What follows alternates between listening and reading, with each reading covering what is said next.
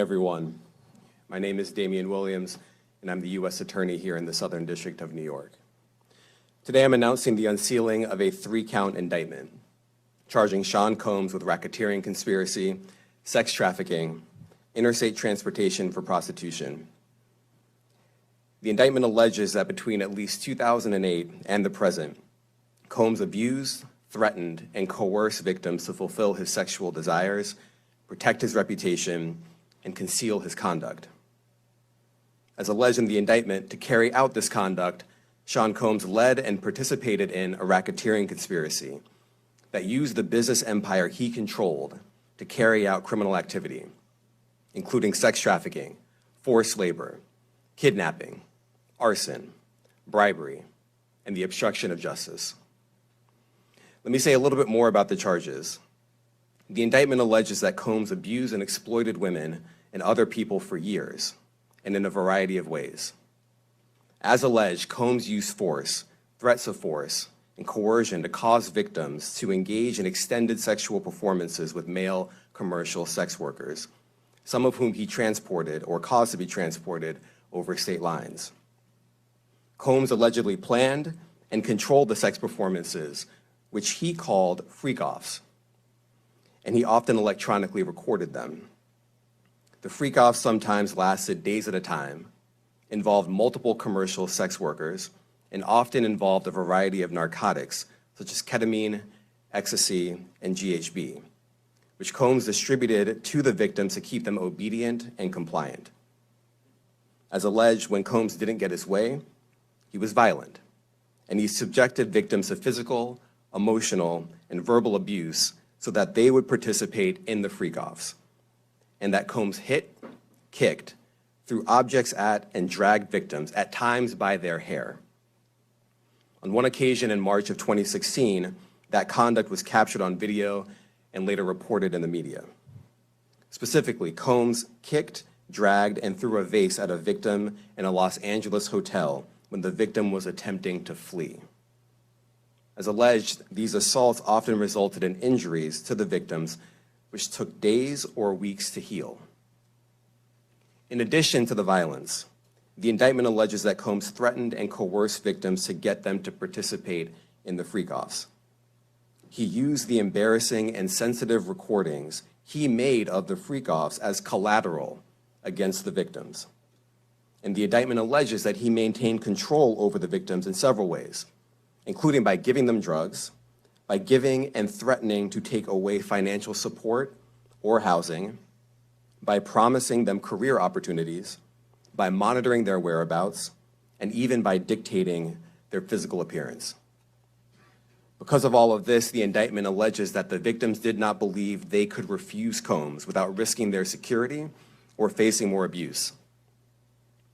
The indictment also alleges other acts of violence undertaken by Combs and others, including violence against witnesses to his abuse, kidnapping, and arson. The indictment alleges that on more than one occasion, Combs carried or brandished firearms to intimidate and threaten victims and witnesses. Now, Combs did not do this all on his own. As I mentioned, Combs has been charged with RICO conspiracy. He used his business and employees of that business and other close associates to get his way. Those individuals allegedly included high-ranking supervisors in the business, personal assistants, security staff, and household staff. The indictment alleges that those individuals facilitated the freak-offs. They booked the hotel rooms and stocked them with the supplies, including drugs, baby oil, personal lubricant, extra linens, and lighting. When the hotel rooms got damaged, they helped clean it up. They arranged for victims and commercial sex workers to travel for the freak-offs, and they delivered large quantities of cash to Combs to pay for the commercial sex workers. The indictment also alleges that they helped Combs cover up his crimes. During the March 2016 incident at the LA hotel that I mentioned earlier, a member of the hotel security staff intervened, and Combs attempted to bribe the staff member with a stack of cash to make sure that what happened was kept quiet. And as the indictment alleges, in late 2023, after public allegations were made about Combs' crimes, He and others pressured witnesses and victims to stay silent, including by making phone calls to witnesses and victims and giving them a false narrative of what they had experienced.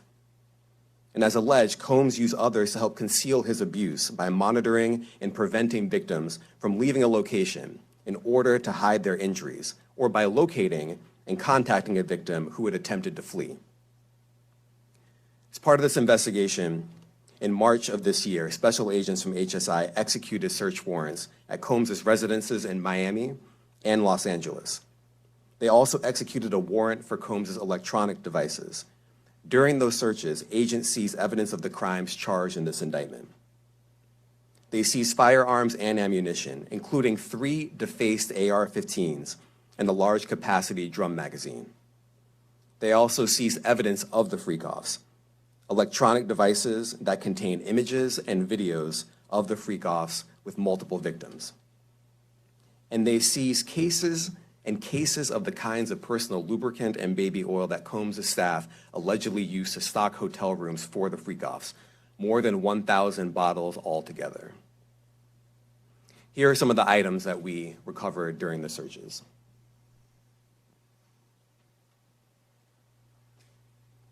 As you can see here, this is a drum magazine, large capacity, and it contains, I believe, 59 rounds. I mentioned as well, we recovered 3 AR-15s. This is a close-up shot of one of the AR-15s, and you can see right here, the serial number has been thoroughly defaced. Another picture of more ammunition and parts of 2 AR-15s right there. Now, I want to be clear about 2 things. First, this office is determined to investigate and prosecute anyone who engages in sex trafficking, no matter how powerful or wealthy or famous you may be. No one should doubt our commitment on that. A year ago, Sean Combs stood in Times Square and was handed a key to New York City. Today, he's been indicted and will face justice in the Southern District of New York. Second, we are not done. This investigation is ongoing, and I encourage anyone with information about this case to come forward and to do it quickly. Anyone with information can call 1-877-4-HSI-TIP. I want to express my deep appreciation for the victims and witnesses who have used their voices and helped bring this criminal conduct to light. We would not be here without them. I also want to thank the dedicated case agents on the HSI Trafficking in Person Squad in New York. They have been with us since day one and have worked tirelessly on this investigation. They will continue to be invaluable partners to us. I also want to thank the incredible agents and analysts from SCNY who have also provided tremendous assistance on this case. I'm deeply grateful for their continued work. And finally, I want to thank the outstanding career prosecutors from SCNY who are handling this case. Meredith Foster, Emily Johnson, Chrissy Slavic, Madison Smeisler, and Mitzi Steiner, and their supervisors, Jamie Backleepter and Jacqueline Kelly. They are members of the Civil Rights Unit in our criminal division. We created the Civil Rights Unit when I became U.S. Attorney. I'm deeply proud of their work on this and so many other cases. I'll now take some questions. Eric Katursky, ABC. Thanks, Nick. Damian, thanks. The indictment describes aggressive, open, violent, hedonistic abuse that you say was recurrent and widely known. Why did it take law enforcement so long to intervene? How many women were victimized by Sean Combs, and how many others were involved? Look, our investigation is ongoing. We are committed to bringing justice to everyone who's been victimized by the defendant. I can't tell you why it took so long. I think the better focus is on the fact that we are here today. And we are committed to making sure that justice is done. Next question. Thank you. Julia Ainsley, NBC. Thank you for doing this. You said we are not done and that Combs did not do this alone. Do you foresee that there could be other charges related to this case? I'm not taking anything off the table. Janet Fisher, Newsday. What's the difference between the sex trafficking and promoting travel for the purpose of prostitution? Well, there are different crimes with different elements. I don't think we should get into the nitty-gritty of the legal discussion right now, but the sex trafficking, we believe, they're all serious offenses, but the sex trafficking conduct carries some significant penalties, and we are gratified that we were able to bring that charge. Is one more coercive than the other? I'm not going to be able to get into that, but you can look it up, and yes, sex trafficking, especially when it involves coercion or force, is a very serious crime, and it carries significant penalties. Good afternoon, Darla Miles, ABC7 New York. Thank you for this press conference and for the details. 2 questions. In context of this indictment and the information that was presented to the grand jury, are you able to clarify the number of victims? It's mentioned plural in the indictment, but can you specify the number of victims just for this particular indictment? And secondly, can you provide details about the alleged arson? Unfortunately, I'm not able to provide either. The number of victims, you are correct. We are intentional in saying multiple. The details of the arson incident are limited to what we have in the indictment and also the detention letter that we filed, which contains more details than the indictment does at various points, but we don't have anything more beyond that.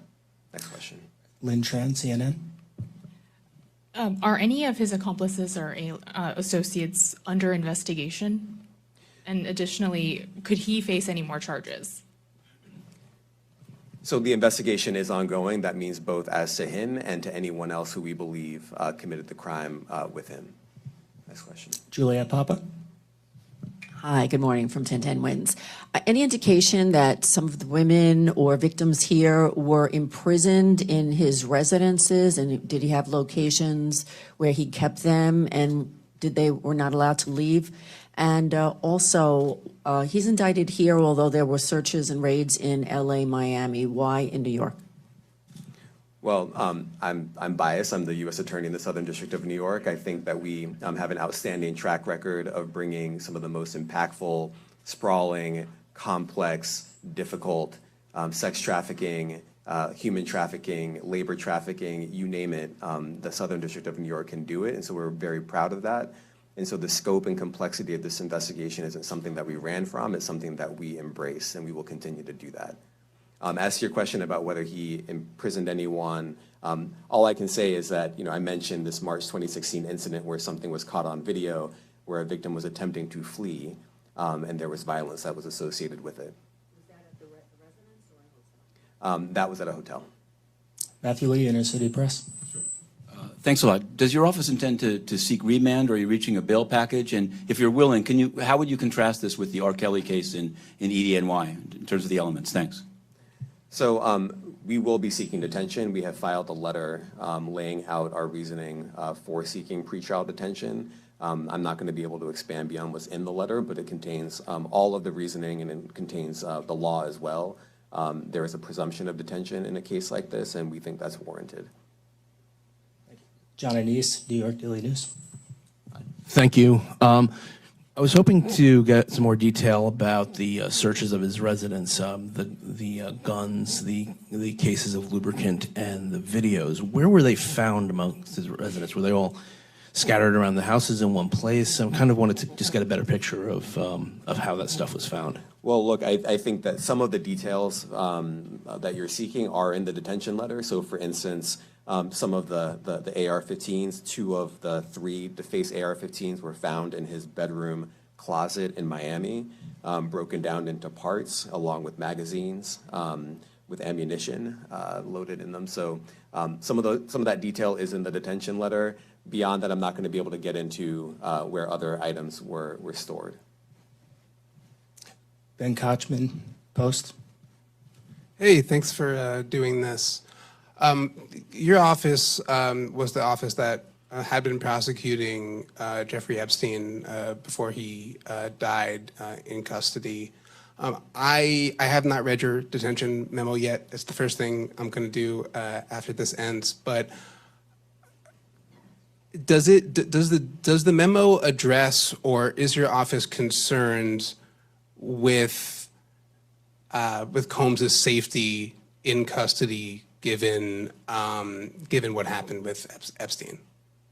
So we are concerned with anyone's safety whenever they are detained prior to trial. It's part of our obligations to keep people safe as well. It's part of the criminal justice system. So, but I do not draw any sort of connection between Jeffrey Epstein's suicide and what may or may not happen to any other defendant while they are detained pre-trial. And of course, the decision whether to detain the defendant will be up to a judge. Our position is that pretrial detention is warranted under the law and based on the facts of this case, and I'll leave it at that. Are some of the prosecutors on this case some of the same prosecutors that had been handling that or that worked on the Maxwell case? So I'm not going to get into the staffing. I will say that this team, this group of AUSAs, this incredible group has been working on this case around the clock, and they've had their hands full. Next question. Gus Rosendale, NBC News. Good morning, sir. Combs' attorney said that his client has been cooperative with investigators. He said that this morning. I was wondering if you would have a reaction to that.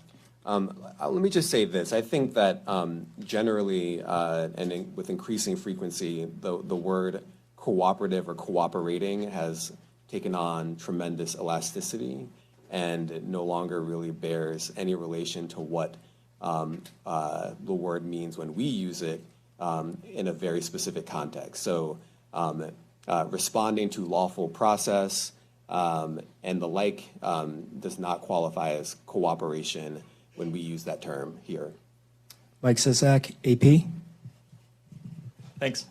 To that end, was there any discussion of Mr. Combs surrendering? I understand he was taken into custody at a hotel in Manhattan last night, and maybe that wasn't the plan. Can you elaborate on how that came about and why that was?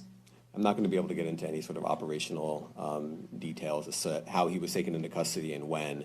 He is in custody right now. He will be appearing in court later today. Was there any discussion of him surrendering, given they claim he's cooperating? I'm not going to be able to get into law enforcement tactics or operations.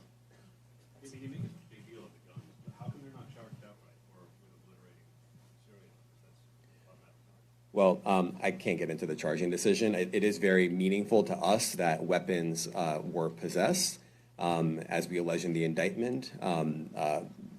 Part of the reason why this conduct was so pervasive and harmful was because victims and others didn't necessarily feel comfortable denying him his wishes, as we allege, because of the presence of firearms. I should leave it there. Thanks. Last question, Jacob Shameson. Jacob Shamsian, Business Insider. Thank you. Given that he's the sole defendant in this case and that you allege he's part of a conspiracy that involves members of his companies, do you anticipate a superseding indictment that bring allegations against other members of his companies or other co-conspirators as well? Again, I can't take anything off the table. Anything is possible. Our investigation is very active and ongoing. And I think a lot of you who cover this office know that when we say such things, that developments are certainly foreseeable, but I cannot predict them sitting here today. All right, thank you, everyone.